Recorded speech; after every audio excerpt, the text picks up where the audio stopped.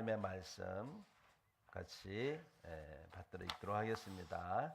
마태복음 16장 18절 한 절이니까요. 같이 두 번에 걸쳐서 이어서 받들어 읽겠습니다. 시작.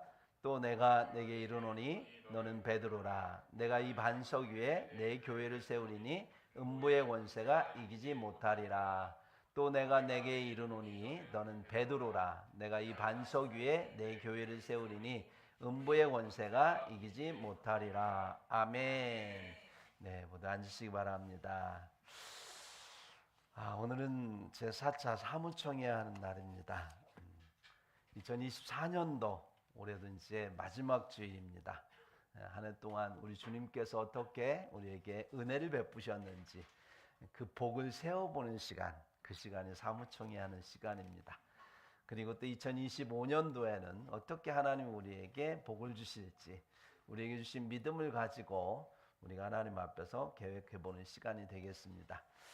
사람이 계획할지라도 그 걸음을 인도하시는 여호와시다, 이렇게 말씀하셨어요. 우리가 생각할 때 믿음이 좀 작아서 이건 좀 무리하겠는데, 부담스러운데, 그래도 하나님이 우리에게 주셨다면 하나님이 이루실 줄 믿고 받아들이는 것이 믿음의 사람이겠죠. 네, 세상은요, 아니면 합리적으로 생각해서 아니라고 하면 그걸 가지고 서로 다투고 싸우지만, 교회 안에서 말씀 안에 하나님의 능력을 믿고 신뢰한다면 하나님이 이루시는 일들을 우리가 바라보면서 기대하면서 기도하면서 하나님이 인도하실 것을 감사하면서 우리가 사무총회를 진행해 나가는 것, 이게 하나님의 뜻이 아닌가, 이런 생각을 해봅니다. 예. 우리가 함께 오늘 또 이제 사무총회를 진행하기 위해서 한 주간 또 기도하면서 많이 생각했어요. 사실은 그제까지만 해도 다른 말씀을 가지고 열심히 준비를 했습니다. 그런데 기도하는 가운데 하나님이 자꾸 그건 아니라고 하나님께서 자꾸 말씀을 주셔서 하나님 어떻게 할까요 하다가, 그러면 내년에 함께 세워져가는 교회에 대해서, 교회란 무엇인가, 어떻게 세워야 되나, 또 우리가 함께 지금까지 세우고자 했던 교회를 다시 한번 돌아보는 시간, 하나님이 주신 이 삶이 되는 교회는 어떻게 세워야 되는가를 고민했던 그러한 것들 다시 한번 나누고자 하는 마음을 주셔서 잠깐 여러분과 함께 오늘 시간 함께 나누고자 합니다. 교회는 우리가 세우는 것이 아니라고 했습니다. 네, 교회는 누가 세운다고요? 예수 그리스도께 세우십니다. 오늘 본문 우리가 읽었던 것처럼 내가 이 반석 위에 내 교회를 세우리니, 이렇게 말씀하셨어요. 우리가 잊어버리면 안 되는 거예요. 주님께서 세우시는 겁니다. 아멘. 주님이 주체가 되셔서 세우는 거예요. 마태복음 18장 20절에도 보면 두세 사람이 내 이름으로 모인 곳에는 나도 그들 중에 있느니라, 이렇게 말씀하세요. 두세 사람이 그냥 모인 게 아니고 내 이름으로, 예수 그리스도의 이름으로 모일 때 나도 그와 함께 하겠다. 그래서 이 시간에 우리와 함께 하시는 분이 예수님 대신 이 땅에 보내신 보혜사 성령께서 우리와 함께 하십니다. 그래서 예수의 영, 하나님의 영이라고 하는 성령께서 두세 사람이 모인 그곳에 함께 하실 때 비로소 그것은 교회가 된다라고 하는 것이죠. 그래서 우리가 교회입니다. 아멘. 네, 우리가 교회입니다. 주님이 없는 교회는 우리가 상상할 수가 없죠. 네, 주님이 항상 함께 하셔야 교회가 교회다워지는 거예요. 네, 우리 삶이 되는 교회가 그리스도의 교회로 서기 위해서는 언제나 우리의 언어 가운데, 우리의 만남 가운데에 그리스도가 있어야 됩니다. 만났는데 그리스도가 없이 만나는 그것은 교회가 아닙니다. 그리스도 안에서 주님께서 역사하실 때, 안 들리나요? 들리죠? 네. 잘 들리나요? 네. 지금 시스템이 바뀔 때가 됐나 봐요. 그래서 쟤도 아는지 자꾸 이렇게 왔다 갔다 하네요. 하나님의 은혜로 우리 콘솔을 이렇게 하나님 구입했습니다. 버거워서 콘솔만 가지고 이렇게 할까 했더니 또 하나님이 스피커까지 해라 그래가지고 무리한 가운데 스피커까지 지금 새로 오게 됐는데, 그래서 그런지 그동안 제가 고생 많이 했어요. 그래서 지금 헷가닥 하고 있는데 하나님의 은혜입니다. 우리 감사의 박수 하나님. 네, 수고하신 모든 분들 감사드리고요. 네, 이건 예상이 없었던 건데, 네, 교회를 세우기 위해서 하나님께서 어떻게 2025년도에 우리에게 역사하실까 우리가 함께 기대하면서 교회라고 하는 것은 말씀과 기도를 통해서 세워지고요. 말씀과 기도를 할 때에 주님께서는 역사하신다고 했습니다. 여러분 왜 이렇게 말씀이 중요할까? 왜 목사님은 얘기만 하면 말씀과 기도로 세운다고 할까? 요한복음 6장 63절에 보면 말씀은 영이래요. 하나님의 영. 네. 또 에베소서 6장 17절에 보면 말씀은 곧 검이랍니다. 그래서 주의 말씀은 영혼을 살리는 하나님의 영이기도 하고 또 사탄을 이기는 그러한 성령의 검이기도 합니다. 그리고 말씀은요 마태복음 4장 4절에 보면 우리의 영혼을 살찌우는 하늘의 양식이에요. 하나님께서 하늘에서 내려준 양식이다. 영의 양식이다. 이렇게 말씀하시고요. 또 시편 119편 105편에 보면 다윗이 주의 말씀은 내 발의 등불이요 내 길에 빛이니이다. 이렇게 말씀하고 있습니다. 네. 그래서 그 말씀이 무슨 의미냐면요. 여러분 말씀을 먹지 않으면 영이 배고파 죽는다는 거예요. 그죠? 영이 양식이니까요. 예. 또 말씀으로 무장하지 않으면 우리의 영은 사탄의 밥이 된다는 거예요. 그런 말씀입니다. 그래서 말씀으로 우리는 무장해야 될 이유가 있지요. 사탄의 밥이 안 되려면. 세 번째, 말씀으로 인생의 등불을 삼고 또 내 길에 빛으로 삼지 않으면 우리는 어둠 속에 살아가면서 헤맬 수밖에 없다라고 하는 것을 말씀이 의미하는 겁니다.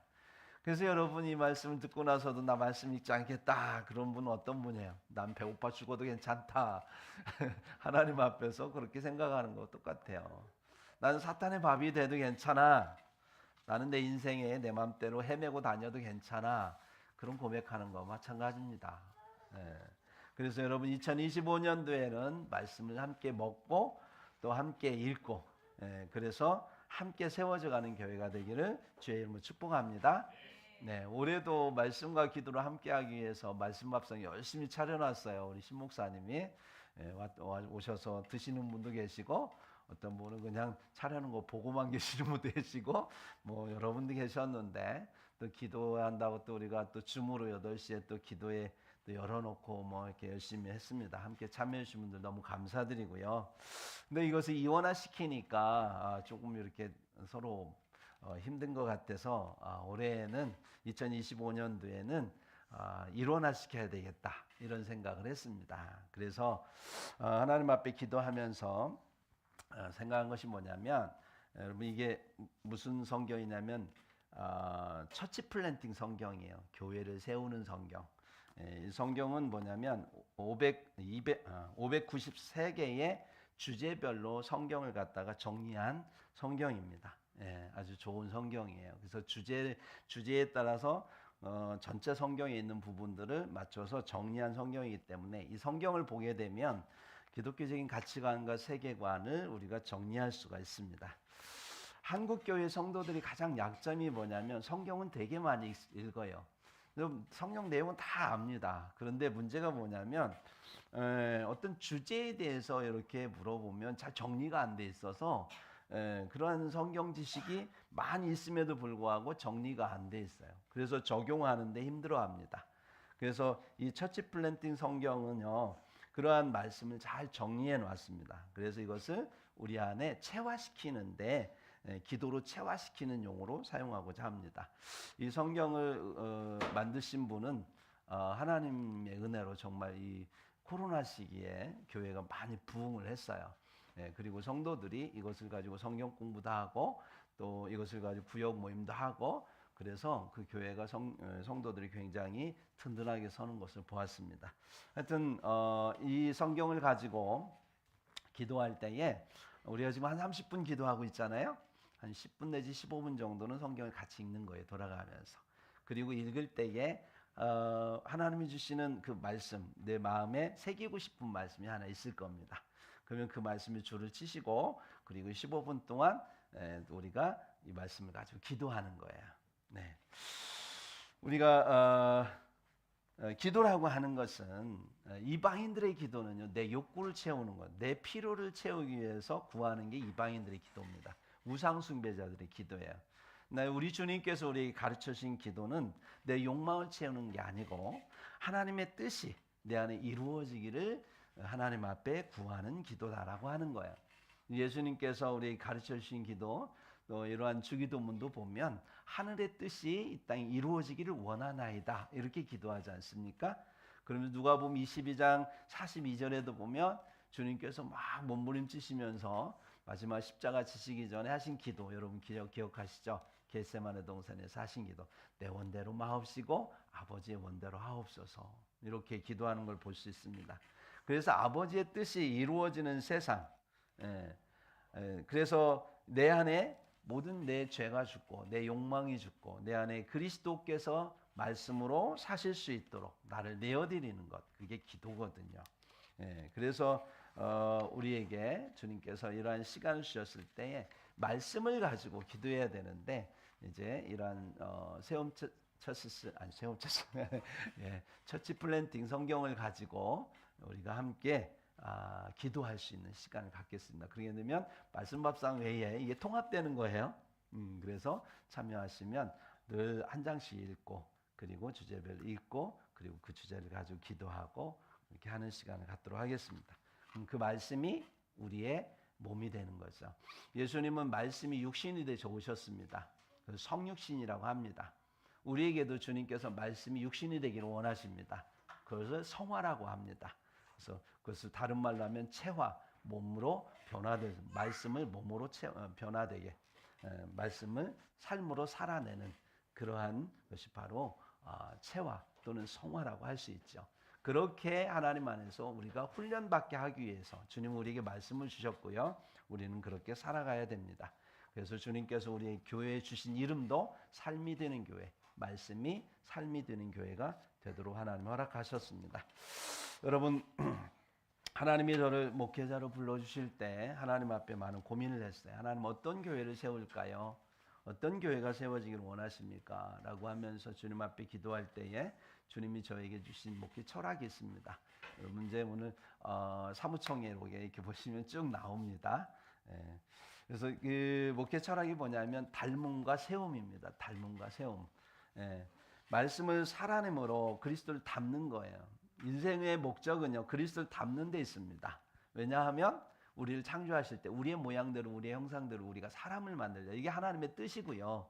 그래서 우리가 만들어졌어요. 그러면 우리는 그분의 형상과 모양을 닮아가야 될 피조물로서의 의무가 있는 거예요. 아멘. 예, 여러분의 인생의 목적은 거기에 있습니다. 행복하기 위해서, 돈을 많이 벌기 위해서, 우리 가문을 높이 알리기 위해서 인생의 목적이 거기에 있지 않아요. 그거는 하나님께서 그냥 부수적으로 우리에게 주시는 거예요. 여러분들이 하나님을 따르고 하나님의 뜻을 이루게 하다 보면 하나님이 이런 가문, 훌륭한 가문을 하나님이 만들어 주시는 거예요. 근데 세상 사람들은 그러한 영적인 목적이 없기 때문에 그게 전부인 것처럼 살아갈 뿐이죠. 우리 그리스도인들은 그리스도를 닮는 것이 삶의 목적입니다. 그래서 주님께서 우리에게 그러한 그리스도를 닮음으로 우리가 모여서 또 우리가 함께 교회를 세워가는 거예요. 교회는 서로 그리스도에 닮기 위해서 서로 교제하면서 서로가 서로 세워주는 곳입니다. 여러분, 교회 부부 생활하면서 가정 생활하다 보면 부부가 한 10년, 20년 살다 보면 닮잖아요. 왜 닮을까요? 24시간 우리가 서로 얼굴을 쳐다보면서 서로 언어로, 태도로 서로 주고받잖아요. 그러면서 어느 순간에 20여 년 동안 이렇게 막 주고받다 보니까 닮아 있어요. 처음에는 막 서로 안 맞아가지고 이상하게 나는 잘했는데 상대방은 그거 갖고 삐져가지고 막 이렇게 하고 이때 많지 않습니까? 그래서 처음에는 왜 저러지? 이러는데 한 20년 살다 보니까 그냥 말하지 않아도 저분이 저래서 그럴 수 있겠구나 다 눈치채고 알게 되더라고요. 그만큼 서로가 이미지로, 서로 언어로 함께 닮아갔던 거죠. 마찬가지입니다. 교회도 하나님께서 그리스도와 결혼한 가정이에요. 하나님의 가정. 그래서 서로에게 하나님 주신 그리스도의 형상을 서로의 이미지 가운데, 언어 가운데, 태도 가운데 서로 관계하면서 그러한 이미지를 닮아가는 거예요. 그래서 어떤 분에게는 그리스도의 겸손한 이미지가, 어떤 분에게는 그리스도의 온유한 이미지가, 어떤 분에게는 그리스도의 어떤 강직한 이미지가, 또 성실한 이미지가 다 있지 않습니까? 이런 것들을 서로 나누면서, 그러면서 서로에게 부족한 부분을 보충해 가고 세워져 가는 것. 그래서 교회가 필요한 거예요. 여기서 그렇게 훈련을 받고 우리는 하나님 나라에 자라가서 하나님 나라에 가는 것입니다. 그래서 그리스도의 장성한 분량에 이르기까지 우리가 자라나야 되는 거예요. 그래서 교회라고 하는 건 소중한 것이고요, 가장 중요한 것입니다. 그러니까 오늘날 정말 가난한 교인들 가운데 교회를 무시하고 개인의 신앙만 가지고 구원을 받겠다, 이건 성경을 전혀 모르는 분들이에요. 진짜 성경을 깊이 한번 보세요. 그러면 주님은 하나님 나라를 세우기 위해서 우리를 훈련하는 곳이 교회밖에 없어요. 그래서 교회를 통해서 우리 하나님께서 우리를 세우시기 때문에 교회를 세우자. 그래서 목회 철학이 닮음과 세움이라는 사실입니다. 여러분 알고 계셨죠? 다시 한번 새기시는 거지요? 네. 담임 목사가 무슨 목회의 철학을 가지고 어떤 성경적 근거를 가지고 목회하는가, 이쯤은 아셔야 되죠. 우리가 나아가는 방향, 목표, 목적, 어떤 산을 오르려면 분명한 어떤 고지를 보고 가야지. 뭐 담임 목사 가는데 그냥 다 내가 생각하는 교회 생각하면서 딴 데로 가면 그 교회가 어떻게 되겠습니까? 그래서 다시 한번, 우리가 1년 동안 제가 이런 얘기 하지 않았지만 오늘은 사무총의 날이기 때문에 같이 한번 우리 교회가 나아갈 방향, 말씀의 방향을 한번 되새겨보자, 이런 마음에서 같이 나눕니다. 그래서 교회는 이러한 함께 세워져가는 교회, 함께 교회가 세워지고, 그러기 위해서는 우리가 함께 고민해야 됩니다. 함께 또 질문하고, 함께 공감하고, 함께 행동할 때 교회가 세워지는 거예요. 우리는 무엇을 고민해야 될까요? 여러분, 우리가 고민해야 될 게 있습니다. 그게 뭐냐면, 가장 중요한 것, 첫 번째 중요한 게 뭐냐면, 어떻게 하나님께 예배할까? 어떻게 하나님께 영과 진리로 예배할까? 이거 고민해야 돼요. 왜냐하면 하나님은 우리가 하나님 앞에 영과 진리로 하나님 앞에 예배할 때 하나님은 우리 교회 안에 함께 하시는 거예요. 우리도 환영받는 곳에 가고 싶지, 우리가 막 우리를 문전박대하는 곳에 가고 싶지 않잖아요. 우리 주님도 인격적인 분이셔서 우리에게, 우리 예배와 함께 하실 때 우리가 주님의 방식으로, 주님이 원하는 방식으로 주님을 환영할 때 주님 우리 안에 오시죠. 근데 주님께서 요한복음 4장 23절 24절에 뭐라고 하셨냐면, 아버지께 참되게 예배하는 자들은 영과 진리로 예배할 때가 오나니 곧 이때라. 아버지께서는 자기에게 이렇게 예배하는 자를 찾으시느니라. 하나님은 영이시니 예배하는 자가 영과 진리로 예배할지니라. 이렇게 말씀하셨어요. 그러니까 영과 진리로 예배 드리는 것을 주님께서는 원하시고요, 우리가 그렇게 주님 앞에 나아가기를 원하세요. 이거 고민해야 되는 거예요. 그래서 어떻게 하면 주님 찬양하면서 영과 진리로 찬양할 수 있을까요? 고민해야 돼요. 내가 어떤 태도로 찬양해야 영과 진리로 하나님 앞에 찬양할 수 있지? 기도할 때도 내가 어떻게 영과 진리로 하나님 앞에 기도할 수 있지? 내가 주님 앞에 예물을 드릴 때도 어떻게 하면 영과 진리에 합당하게 우리가 예물을 드릴 수 있지? 하나님 앞에 말씀을 들을 때도 어떻게 하면 하나님의 영과 진리의 말씀으로 내가 그 말씀을 들을까? 나는 어떤 모습으로 주님 앞에 서야 될까를 고민해야 되는 거예요. 아멘. 네, 여러분 고민합시다. 한국교회 성도들이 그러한 부분에서 고민 없이 예배에 오니까 예배가 늘상 똑같아요. 그러나 하나님 앞에 정말로 고민하면서 예배 드린 자는 변하게 되어 있습니다. 왜냐하면 하나님이 그냥 안 놔두시니까. 진짜 영과 진리로 예배하려고 하는 자들을 주님이 찾으시고 그들을 하나님께서 만나주시고, 그렇기 때문에 새로워질 수 있기 때문에 그렇습니다. 두 번째, 우리가 교회를 세우기 위해서 필요한 게 뭐냐? 함께 질문해야 돼요. 질문해야만이 성장합니다. 공부도 누가 잘하냐면 질문을 잘하는 사람이 공부 잘해요. 참으로 시험 공부할 때도 보면 질문하는 거죠. 책을 향해서 질문하는 거예요. 어떤 질문?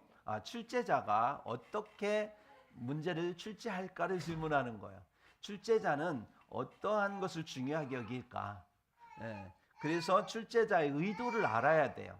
그럴 때 거기에 맞춰서 공부해야죠. 똑같이 24시간 주어졌는데 어떤 사람은 그냥 맞고 품어요.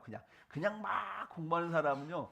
공부할 게 너무 많은 거예요. 그다음까 어느 곳에 집중을 하지 못해서 그래서 그냥 나중에 시험 보면 어떤 상황이 됩니까? 긴가민가해요. 알 듯 말 듯. 너무 많아가지고. 근데 정확하게 출제자의 의도를 파악하고 공부하는 사람은 정확하게 합니다. 그래서 공부를 잘할 수 있듯이 우리가 신앙생활 할 때에도 질문을 할 줄 알아야 돼요. 하나님 앞에. 그래야 우리에게 이 삶을 주신 그분의 그러한 뜻을 바로 깨달아 알아서 우리가 그 뜻에 맞춰서 삶을 살아낼 수 있는 것. 그래야 우리 주님 앞에 갔을 때 주님이 뭐라고 하시냐면 착하고 충성된 종아 잘하였도다 이런 말씀하세요. 시험에 합격하는 거예요. 근데 그 뜻을 알지 못하고 막 열심히는 했어요. 그럼 나중에 주님 앞에 뭐라고 하는지 아세요? 내가 주의 이름으로 내가 귀신도 내쫓고 내가 주의 이름으로 많은 능력을 행했는데요. 내가 주의 이름으로 선지자 노릇까지 했는데요. 그래서 주님 뭐라고 하세요? 넌 낙제야. 내가 너 몰라. 이렇게 말씀하세요. 왜? 출제자의 의도를 몰랐으니까요. 그래서 우리는 신앙생활 할 때에 주님 앞에 물어야 됩니다. 열왕기하 22장 13절에도 보면 너희는 가서 백성과 온 유다를 위하여 이 발견한 책의 말씀에 대하여 여호와께 물으라. 이런 말씀입니다. 이 책의 말씀에 대하여 여호와께 물으라. 아멘.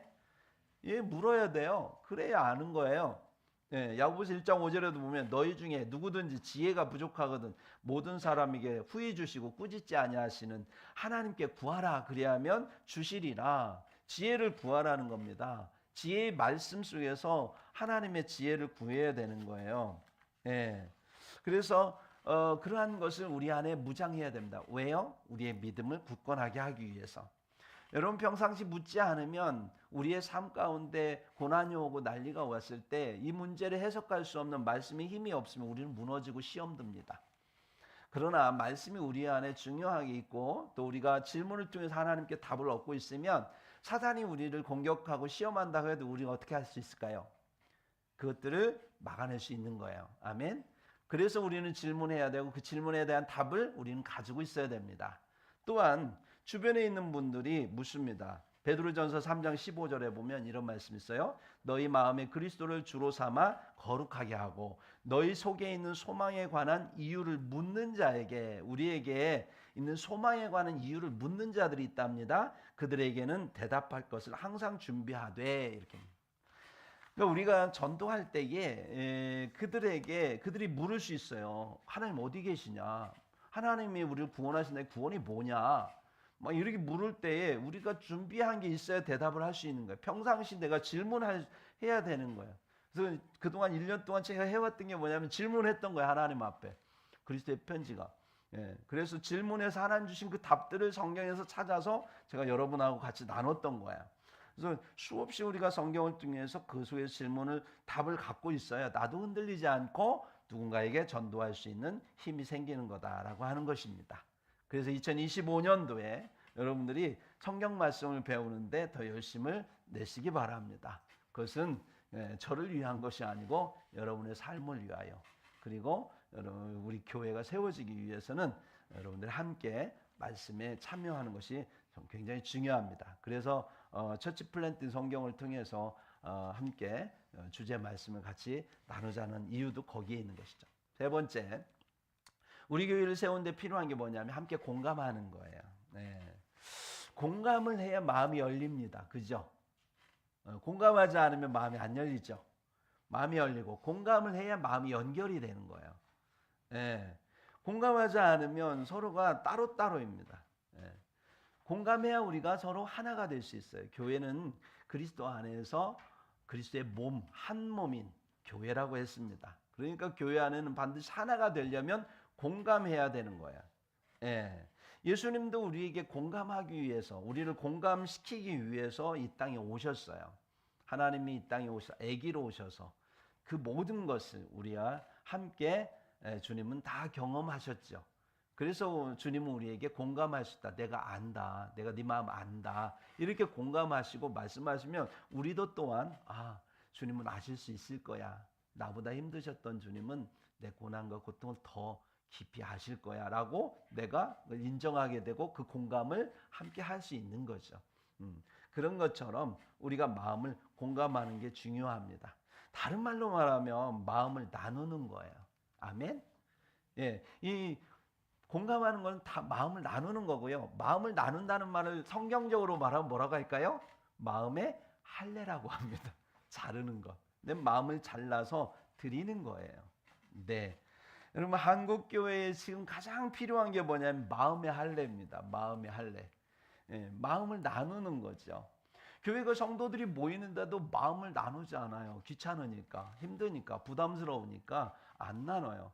작은 교회에 있으면 여러분 어때요? 안 나눌 수가 없지요. 나누게 되잖아요. 서로 교회를 세우기 위해서는 함께 하나가 될 수밖에 없어요. 그런데 이제 문제가 뭐냐면 마음을 잘못 나누다 보니까 내 마음을 공감하고 이렇게 해서 서로 포용하고 이렇게 나눠야 되는데 그 내 마음을 나누는 게 아니고 말씀을 가지고 상대방 마음을 나누니까 그래서 상대방 마음 상처를 주니까 그래서 작은 교회에서 막 상처받은 분들이 다른 교회가 무너지면 어떻게 해? 다른 교회 가자고 하면 작은 교회 이제 안 간다는 거예요. 왜? 또 무너지기 싫으니까 또 마음 찔리기 싫으니까 큰 교회 가가지고 그냥 예배들 때 저 뒤에 있다 그냥 가고 싶은 거예요. 마음이 뭐고 필요 없어요. 그냥 홀로 있는 게 편하고 좋은 거예요. 얼마나 지치고 힘들었으면. 네. 근데 안타까운 건 그건 바른 신앙생활이 아닙니다. 물론 지치고 힘들었기 때문에 그런 시간을 가질 필요는 있겠죠. 그러나 중요한 건 교회라고 하는 건 서로 마음을 나누는 거예요. 마음을 나눠서 하나님께 드리는 것이 마음의 할례. 아멘. 또 마음을 나눠서 성도와 함께 나누는 것, 그게 사랑이라고 하지 않습니까? 예, 그래서 우리가 함께 마음을 나누는 것, 그게 한국교회 회복이 필요한 것이죠. 그래서 하나님께 마음을 나눠서 드리는 것, 그래서 예배 드릴 때도 하나님께 마음을 향하는 것 굉장히 중요하고요. 또 이 마음 나눔을 이웃과 함께 하는 것 굉장히 중요합니다. 우리 사회가 이렇게 망가지고 막 하는 이유는 뭐냐면 마음을 나누지 않으니까 어떻게 해요? 법과 제도로 나누재요. 사회주의, 공산주의 하자는 사람들의 마음이 뭐예요? 사람들이 있는 사람들이 마음을 나누고 그래서 그 마음을 가지고 서로 나누는데 자기가 있는 사람들이 가난한 사람 스스로 나눠주면 사회주의, 공산주의 하자는 사람은 없어요. 근데 문제는 그렇게 안 하니까 부익부 빈익빈. 그래서 막 있는 사람은 더 쟁취해갖고 착취하고 가져가고 없는 사람은 계속 시달리고 그러니까 이거 그냥 놔두면 안 되니까 법으로라도 체제를 전복시켜서라도 우리가 뭐 나누자, 그래서 함께 살아가자, 뭐 이렇게 하려고 하는 게 사회주의 공산주의자들의 그러한 주장입니다. 근데 그런 세상이 왜 만들어졌어요? 우리 그리스도인들이 마음을 나누지 않아서 그런 거예요. 우리 그리스도인들이 이웃의 마음을 나누지 않으니까 작은 거라도 마음을 나눠서 그 사람들이 힘들고 어려운 사람들이 정말 세상은 힘들어도 살만하다. 저런 분들이 있어서 내가 외롭지 않고 나를 돌보는 저런 사람들이 주변에 있어서 내가 살만하다. 이런 마음들이 느껴질 때 체제 전복하면 어떻게 돼요? 교회가 사라지는 거잖아요. 그거 원하지 않죠. 지금 우리 교회 위기가 결국은 교회의 위기에서 온 거예요. 하나님께 마음을 나누지 않은 데서 온 거고요. 그 하나님이 주신 긍휼한 마음을 이웃과 나누지 않은 데서 온 거예요. 그래서 사람들이 지금 이렇게 황폐한 세상을 만들어놓은 거죠. 그래서 저는 주님 앞에 기도하면서 어떻게 하면 마음을 나누는 교회가 될까? 어떻게 하면 우리 뭐 큰 건 나눌 수 없지만 작은 거라도 우리가 마음을 나누는 교회가 될까? 여러분 전도하려고 하지 마세요. 하려고 하지 마세요. 마음을 나누려고 하면 전도는 됩니다. 그러지 않겠어요? 예, 여러분 가서 말로만 막 예수 믿으세요. 도망가요. 근데 절대로 우리 여러분 가가지고 예수 믿으러 가지 마세요. 뭐라고 해야 돼요? 그냥 마음을 나누세요. 사랑합니다. 요즘 힘드시죠? 제가 뭐 도와드릴 거 없나요? 이거라도 하나 드시죠. 하면서 작은 밥값이라도 하나 드리는 거예요. 그럼 그분들은 생각합니다. 저분들 누구길래? 왜 나한테? 처음엔 그렇게 생각해요. 나한테 뭐 바라는 거 있어요? 왜 그러세요? 오히려 막 경계할 수도 있어요. 몇 번 하다 보면 그분들이 그냥 이제 일상이 돼요. 받는 게. 그러다 보면 어느 순간에 그런 생각이 왜 나를? 정말 선하신데? 다른데? 왜 그러세요? 이렇게 물어봐요. 혹시 제가 뭐 해드릴 게 없나요? 뭐 이런 얘기가 나올 때 있어요. 그럴 때 어떻게 해야 될까요? 우리 교회에서 당신을 위해서 우리가 좋은 잔치를 하나 합니다. 그때 한 번만 와주세요. 이렇게 하시면 되는 거예요. 그때 복음이 들어가는 겁니다. 그래서 저는 그런 생각을 해요. 여러분 아, 여러분의 마음을 하나님이 동화시켜야 됩니다. 억지로 하지 않았으면 좋겠는데요. 하나님 주신 말씀 가운데 지혜를 함께 나눈다면 내년도에는 그렇게 했으면 좋겠어요. 각 가정들마다 한 주에 한 가정이 그러한 그 마음 나눔의 그 선물을 준비했으면 좋겠어요. 큰 거 말고요. 그냥 여러분들 한 가정에 전도 헌금으로 한 2만 원씩 이렇게 하시면 그걸 가지고 바카스 한 박스씩 사는 거죠. 그래서 그거를 개별 표장하는 거예요. 그리고 거기에다가 조그마한 쪽지, 노란 쪽지, 그래서 사랑의 하트에다가 뭐 하고 내가 어떤 사람을 한 사람을 딱 내가 정말 저분한테 친절을 베풀고 싶다, 내 마음을 주고 싶다 그러면 그냥 그분한테 그분을 향해서 내 마음을 전달하는 거예요. 피곤하시죠? 힘내세요 하고 그냥 이렇게 딱 적어서 주는 거예요. 주일날 끝나고 한 주간 월요일부터 토요일까지 뭐 월요일날 못 만나면 화요일날 내가 만나는 날 자연스럽게 들고 다니다가 드리는 거죠. 그리고 왜 주세요? 아니 그냥 마음을 드리고 싶어서요. 끝나는 거야. 그걸 할 수 있으시죠? 그렇게 하는 거죠. 그냥 한 사람만 많이 하지 마세요. 딱 한 사람만 우리가 그렇게 마음을 뿌리고 마음을 심고 그 내 안에 성전된 마음을 나누는 거예요.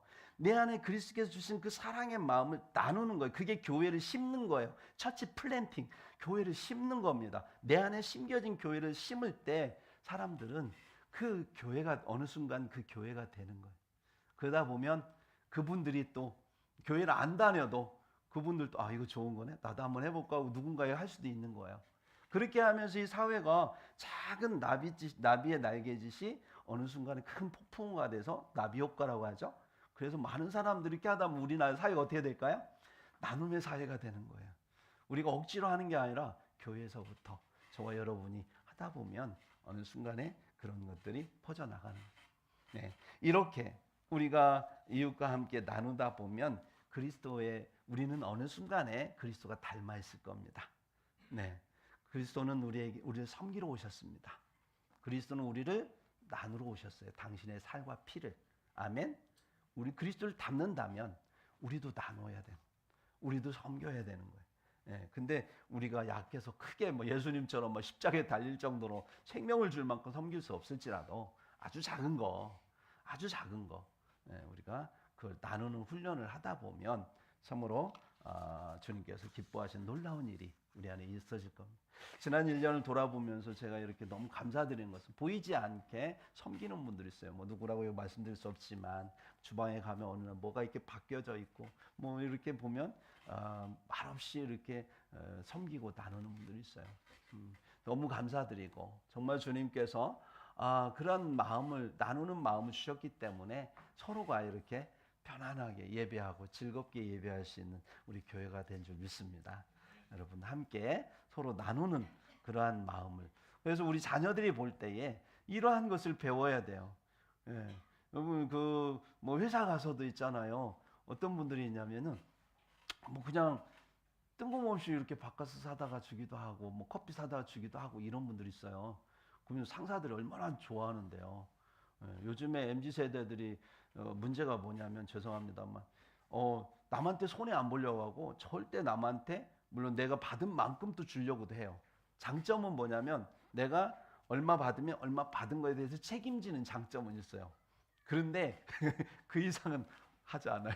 그죠? 예. 야, 좀 1시간만 좀 일하면 안 될까? 아니요. 그럼 1시간 시급 줄게. 네. 옛날에는 뭐 1시간만 더, 예, 그냥 뭐 시급 있든 말든 상관없이 했었잖아요. 그죠? 그 일이 이루어질 때까지 하잖아요. 근데 요즘은 안 그래요. 뭘 줘야지. 안 그러면 절대 안 한대요. 예, 마음이 안 가. 물질 가지고 뭔가를 하는데 마음을 안 줘. 예, 그러다 보니까 사회가 굉장히 각박해집니다. 근데 우리 아이들에게 우리가 그걸 보여주는 거죠.